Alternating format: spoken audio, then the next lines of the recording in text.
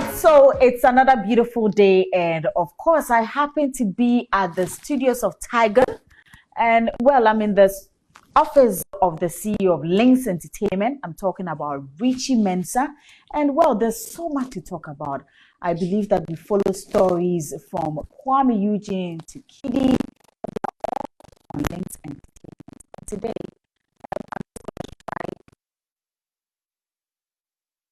after the other, ask the question so I can get the right answers from Richie and then perhaps get educated. Me, you know, I'm only a rapper. So being a rapper, I might not know one or two things, but today I get to learn that. So if you're a musician, you're a rapper, you are whoever you are, I think this is a great opportunity for you to learn more and know some things perhaps you do not know about. My name is Doreen, Avio, and of course, we are here. But the past 2 or 3 years, you constantly go on social media. Kwame releases a song, and then all they say is he's going to steal this song. He's stealing that song. And it's like then all these songs are compared to those songs that probably they think that fit to whatever they are talking about. And it's been on and on. And usually when you interview Kwame Eugene, of course, he's an artist. And maybe 1 or 2 things will trigger one way or the other. So per his response, we all go with it. But of course, we media people, it's the news we want. So those questions are asked, he gives the answers. But what is the issue? Is he stealing songs? I know you are a renowned music producer. You know everything that goes on with your artists.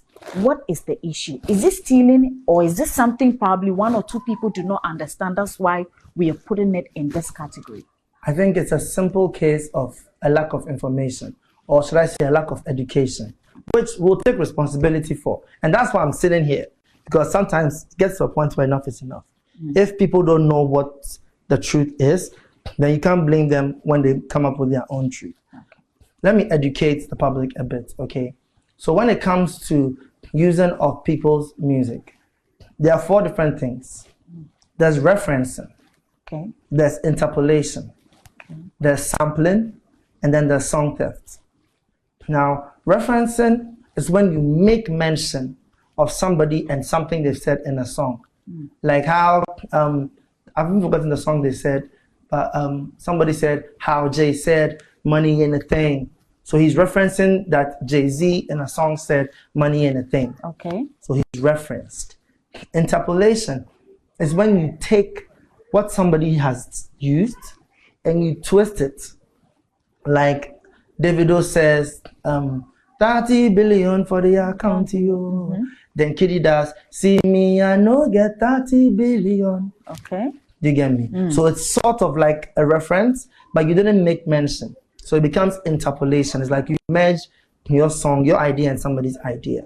Sampling is one of 2 things. The original version of sampling is when you take the song itself and add a bit of it to your music. Like I can give 2 examples. Kanye West, Gold Digger. She gave me money. That's a sample from Ray Charles. And even Mr. Easy and Kim Promise. Da baby, da baby. In the beginning, they used Lumber's sample underneath the beat. That's sampling.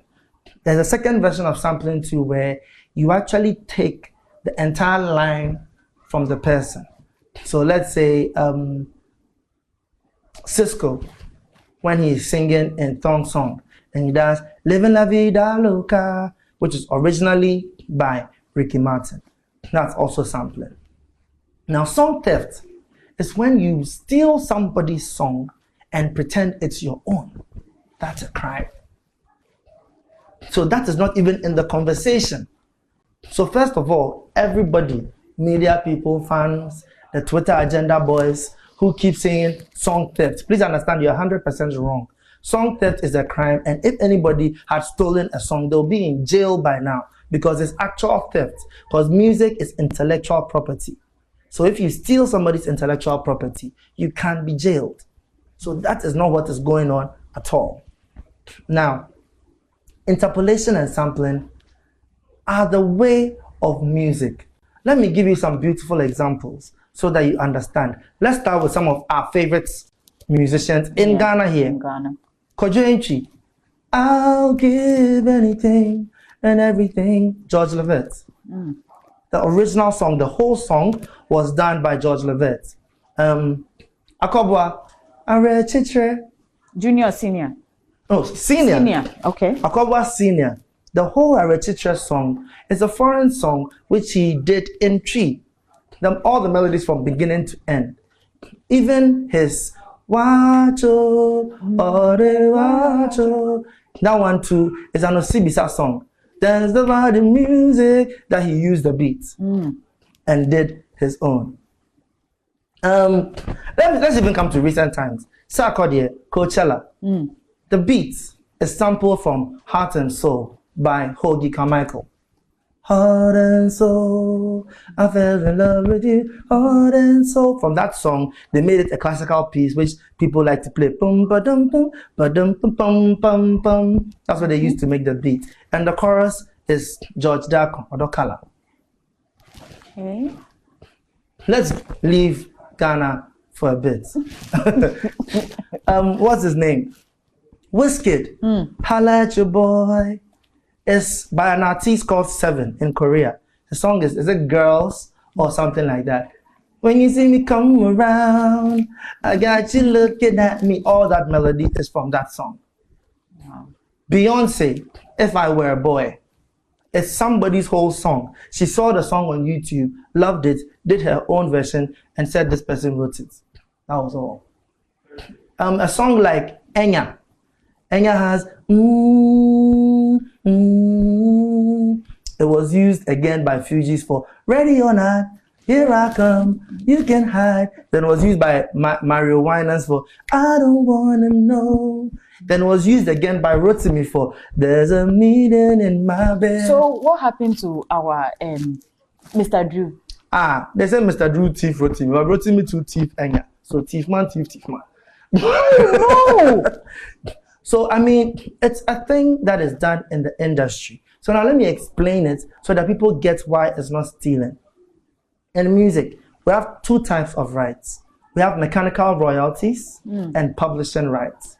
Now, mechanical royalties is for the hard sale of the music, which goes to the person who paid for the music. That's like you own the material. Yeah. It's like owning the building or owning the car or something. Now, publishing rights goes to the intellectual property for the songwriter, for the producer, those who created it. Okay? So when you take somebody's lyrics or somebody's songs and use in your song, you have to credit the person as a writer. Okay. So the person will now take a percentage of all your publishing rights. It's that simple. Okay. So even if goes to use part of the lyrics, what Kwame Eugene has done is now his song will be making money for that person. Oh. It's that simple. Oh, so, hey, stealing. And I don't know. Kanye West. Go on YouTube and Google Kanye West sampler. Kanye West is known to be one of the most legendary samplers in the world. Almost all his big hit songs, he sampled. He actually will even take from the melody, like you take from the actual song and add it to a song. And we know it and we love the music. Whitney Houston, I Will Always Love You, her biggest record was originally done by Dolly Parton. The same song.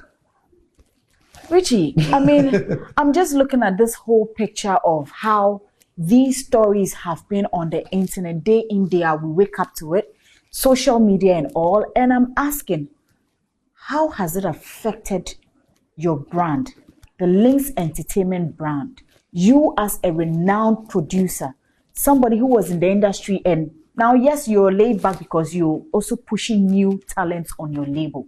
How has this affected you? People need to understand that when you are always spewing out negativity about a brand, you are affecting the brand's value. You know, there's this misconception that there's no such thing as bad publicity. Let me tell you, that's not true. Because when you say things that affect somebody's brand, you affect the brand value. When you Google, like Kwame Eugene's first interview at BBC, can you imagine Ghanaian artists after 7 months into your career, you are in UK and you're about to do a BBC interview? Can you imagine how excited you are? And then BBC asks you and says that, so when they went online and they checked up on you, what they saw the most was about song theft.